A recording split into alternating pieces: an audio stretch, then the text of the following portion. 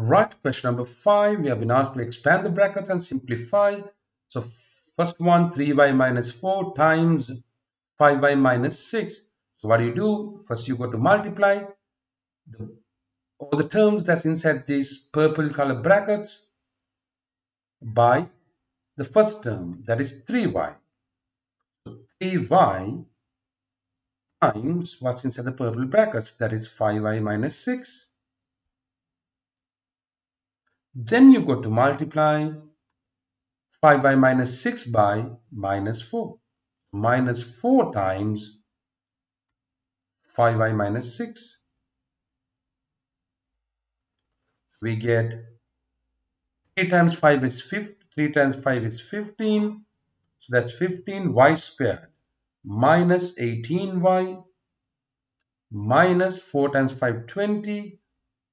And minus times minus is plus. 4 times 6 is 24. So then there are no any other y squares. So 15y squared would reappear as it is minus 18 minus 20. Both of them are y's. So they can be simplified, they'll interact, and they're friends. It's minus, minus. So minus 18 and minus 20 all together would give us 38 minuses. So minus 38y plus 24.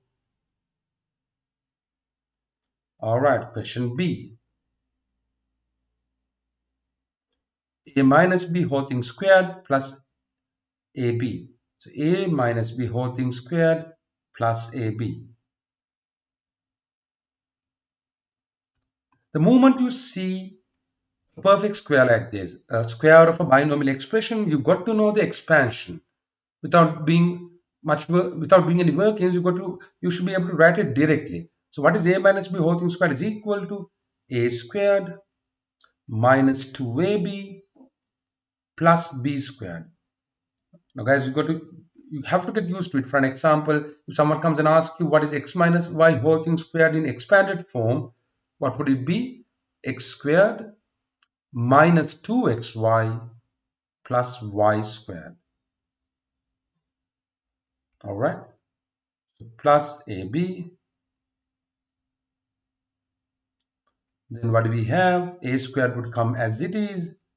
What is minus 2AB plus AB? The enemy is who's going to win? They're going to fight, right? And who's going to win? Minus is more powerful. He has 2 with him, so minus will win by how much? What's the gap between 2AB and here? Though it says though it says AB, we know it's 1AB. So the gap between 2 and 1 is 1. So it would win by 1. It's minus 1AB. But should we write the 1? Not required. We can simply say minus AB plus B squared. That's it. Now some of you might, if you find it difficult to remember the expansion of A minus B whole thing squared, don't worry. Still you can stick to the basics and get the answer. What is it? What does A minus B whole thing squared mean? It means A minus B is getting multiplied by itself. A minus B is getting multiplied by A minus B. So then what is A minus B times A minus B? As we did in question A, as we did here, we can multiply the green color brackets by each term what is there in the blue brackets. A times the green bracket, that is A minus B. Then you have to multiply the green bracket by the next letter, that is minus B. Minus B times A minus B. This outside plus AB would repeat in every step. Then what do we get? A times A is A squared. A times minus B is minus AB. Minus B times A is minus BA or minus AB. Normally we write in the alphabetical order, so let's write it as AB minus AB. Then minus into minus. What is minus into minus? That's plus B squared.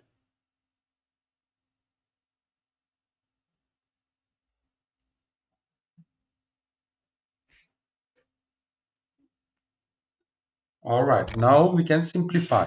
There are no any other A squares, so A square would be written as it is minus AB. That gives us altogether minus 2AB. Minus 2AB interacts with this plus 1AB and it makes minus AB. Plus B squared has no one to interact with. So B squared would come as it is. So the final answer is A squared minus AB plus B squared.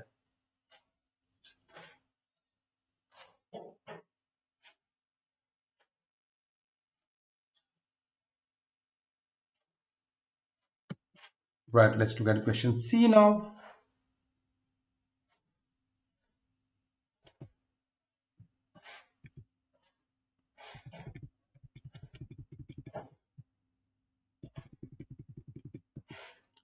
Question C.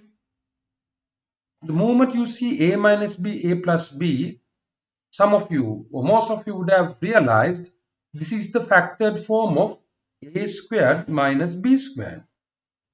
So you can replace A minus B times A plus B with A squared minus B squared minus B squared.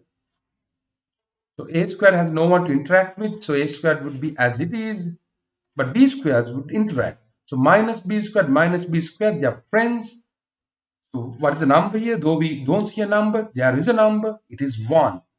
It's 1 here. So minus 1 altogether makes how many minuses? 2 minuses. So minus